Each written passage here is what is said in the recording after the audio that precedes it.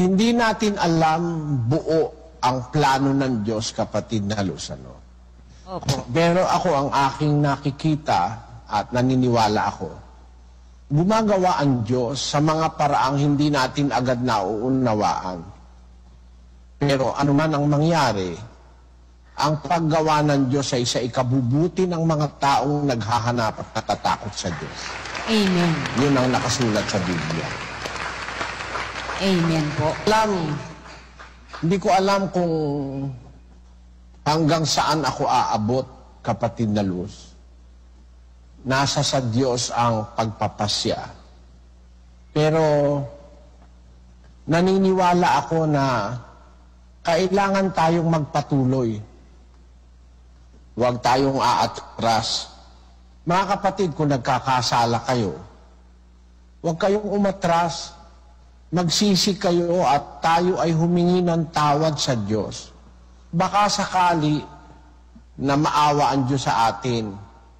Yung pundiwa ng pagbabaka sakali, yun po'y nagbibigay ng pag-asa dun sa mga taong nang hinahatulan na nila yung kanilang sarili. Huwag kayong magtuloy na hinahatulan nyo yung sarili nyo. Magbaka sakali kayo, magtuloy kayo, mga kapatid. Kailangan natin ang suporta ng lahat ng kapatid sa Diyos. Kung halimbawa, nadapa kayo, nahinto kayo, magbaka sakali kayo, huwag kayong lalaban sa aral. Alam naman ninyo ang aral na inyong tinanggap ay totoo. Magbaka sakali tayo. Huwag tayong magpatiwakal, kapatid na Luz. Yung pagpapatiwakal sa laman, masama eh. Yung pagpapatiwakal sa Espiritu, lalong masama yun. Yung pagpapakamatay sa Espiritu. Kasi para ka nagpakamatay nung pag huminto ka na eh. Di ba ganun yun, Sis Luz? Totoo po yun.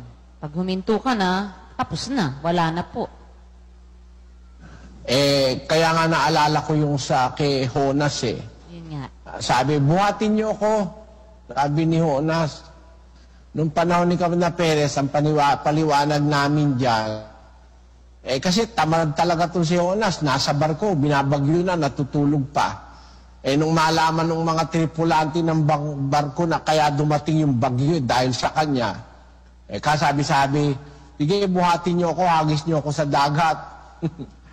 Natatawa ako dahil napakatamad niya si Jonas, sabi ni Kapatid Perez. Talagang tamad, tinumuha ka, hindi pa siya lumundag mag-isa. Nagpapabuhat pa. Yung pala, Sis Luz, meron palang magandang ibig sabihin yun. Ano po yun? Ha? Ano po yun? Kasi pagka siya lulundag, pagpapakamatay yun eh. Sabi na eh.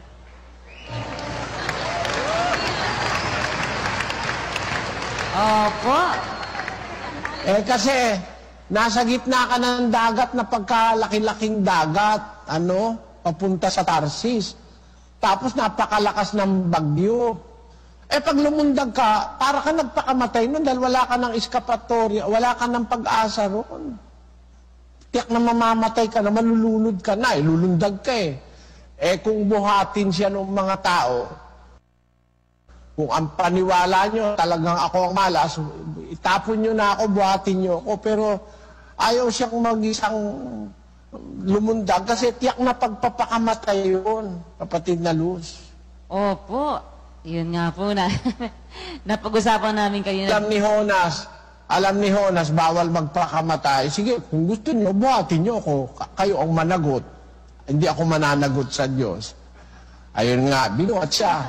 Hinagis siya sa dagat. Naghanda naman ng Diyos ng isang isda para sa kainin siya ng isda at iluwa siya sa dalampasigan ng Ninibe. Napakagandang istorya, kapatid na Luz. Opo. No? Opo. Ayun, ngayon lang masyadong naintindihan. Yung kanina po, nung sinabi nga ni kapatid na Daniel yon, pagkatapos na, bumubulong-bulong kami sa kanya. Bakit nga ganun? Sabi nga po niya, kung siya tatalon, baka hindi maawa ang Diyos sa kanya. Samantalang kung siya ihagis, maawa ang Diyos sa kanya. Kasi inihagis siya Tapos sabi nga po namin ni Brad Mel, hindi naman alam ni Jonas na may isda doon sa ilalim, sa tubig, para sasaluhin siya. Kaya parang ganun po ba? Iniisip namin kanina, hindi naman, kasi nga, pag Hindi naman alam ni Jonas yun eh. Kung alam ni Jonas na may isdang sasalo sa kanya ron, tiyak na mismo siya na mismo ang tatalon. Pero diyan, pinakita pa rin ni Jonas, may takot siya sa Diyos. Ayaw niyang magpakamatay. Kaya kung gusto niyo akong ihagis niyo ako. Yun, naintindihan niyo na yun? Tanong mo nga sa mga kapatid kung naintindihan nila. Naintindihan niyo po yung kay Jonas? Ayun, kaya bawal magpakamatay. Kaya yung mga nagsusuicide, wala talagang kaligtasan yung mga yon, nagpapakamatay. Eh, yun nga po, physical na pagpapakamatay, masama na yun eh. Eh, yung pang-espiritual na pagpapakamatay, mas masama po talaga yun. Naintindihan po natin yung kay Jonas, mga kapatid. Taas ang kamay na lahat na nakaintindi. Intindihan po namin. Ngayon, dun sa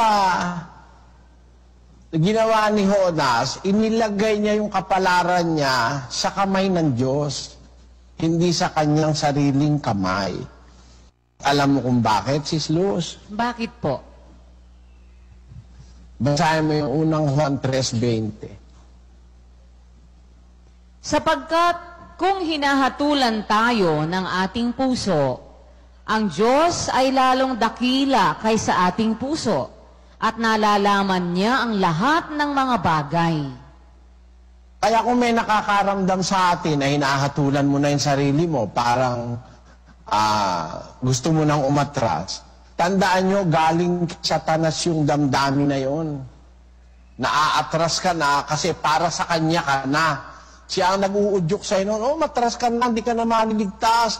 Nakagawa ka na ng mabigat na kasalanan, lumayas ka na dyan, magpakasigaya ka na.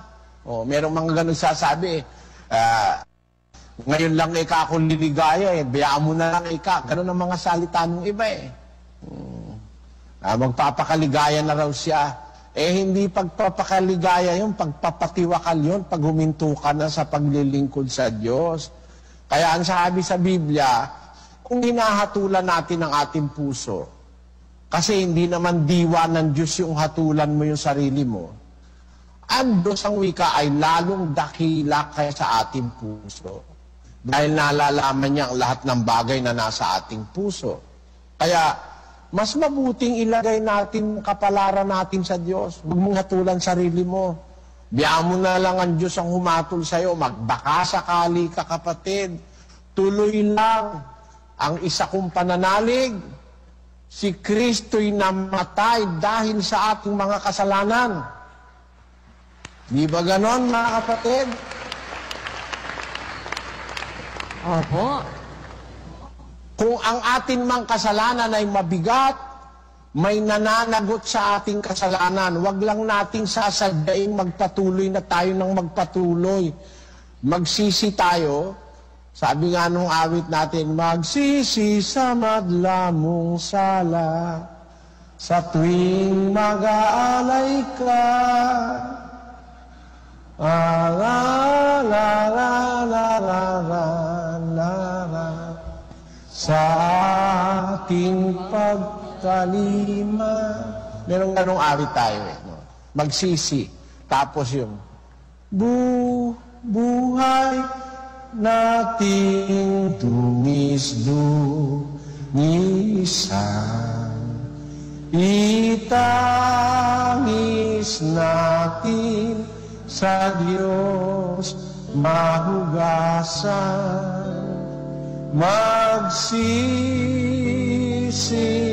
hanggang kawakasan. Sala na pinaibibisan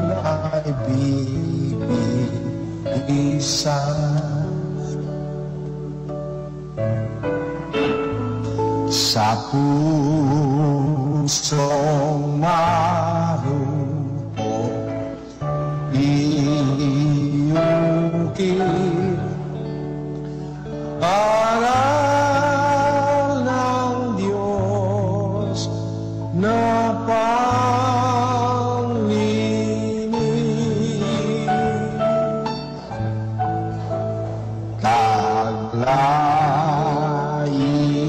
hanggang malangit.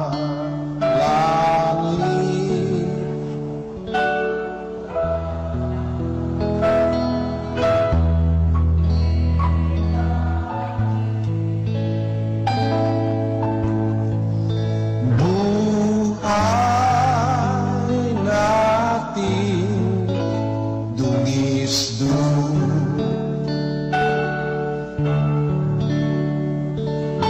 itangis natin sa Diyos mahugasan, magsisi hanggang kawasan. Sala na tinay bibisan,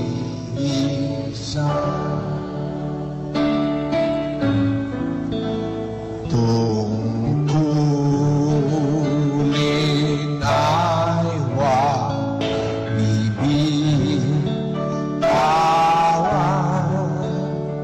magpahanggang kawakasan.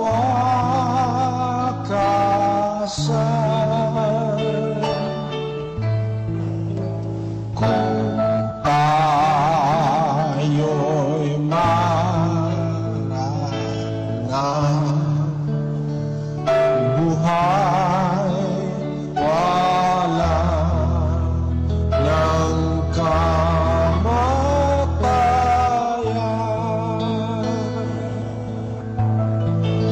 Buhay natin dungis-dungisan, itangis natin sa Diyos mahugasan, magsisi hanggang kawasan. Sala na tinay bibisan,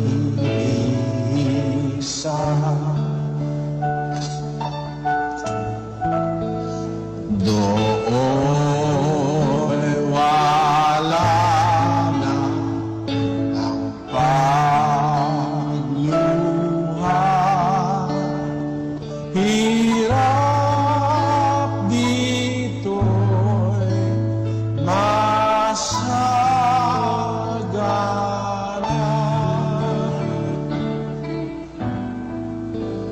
na paramang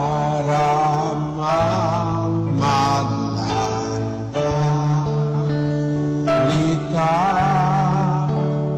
buhay do'y kayapan.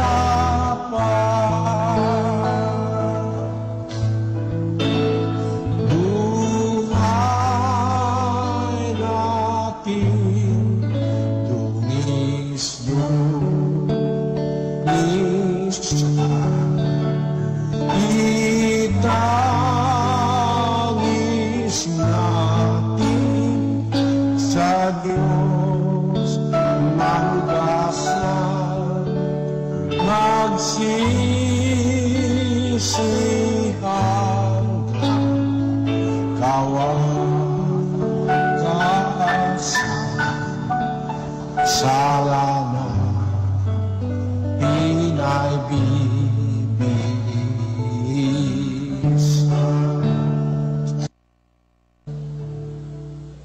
Yung salita ron na magsisi, talaga namang tama yung laging kaakibat ng buhay Kristiyano, sapagkat habang buhay nagkakasala tayo, mga kapatid, mga iba't ibang paraan, iba't ibang pagkakataon, iba't ibang dahilan, nagkakasala tayo. Pero hindi tayo dapat mawalan ng pag-asa. Hindi natin dapat hamakin ang kabutihan ng Diyos. Kung hinahatulan man tayo ng ating puso, sabi sa Biblia, Huwag nating hatulan ang ating puso, sapagkat ang Diyos ay lalong dakila kaysa ating puso. Hintayin natin yung paghatol ng Diyos, mga kapatid. Mga kapatid, umaasa po ako na nakarating sa inyong mensahe ng Diyos sa paksang ito, na magpatuloy tayo. Huwag nating hatulan ang ating sarili. Magsisi tayo sa ating mga kasalanan at patuloy tayong gumawa. Kung tayo palagay mo, nakagawa ka na ng mabigat na kasalanan, wala ka ng patawad, huwag kang tumigil. Magsisi ka, magbakasakali ka. Walang mawawala, mga kapatid, kung tayo'y magbakasakali dahil nasa katotohanan tayo. Everything can be gained and nothing to be lost. Baka sakali, maawa ang Diyos sa atin, gaya nung naawa siya sa Ninibe. Nagbakasakali yung hari at yung mga tao sa Ninibe, hindi itinuloy ng Diyos yung kanilang parusa. Yun ang ano ron, mga kapatid, yun ang punto ko na gusto kong ma-share sa inyo. Huwag kayong magpatiwakal, masama yun. Huwag kayong magpakatiwakal espiritual, huwag kayong magpatiwakal literal. Tumuloy lang tayo. Bayaan natin ng Diyos ang bumawi kung gusto niyang bawiin ang ating buhay. At kung gusto niya naman tayong buhayin pa, salamat sa Diyos sa lahat ng kanyang kabutihang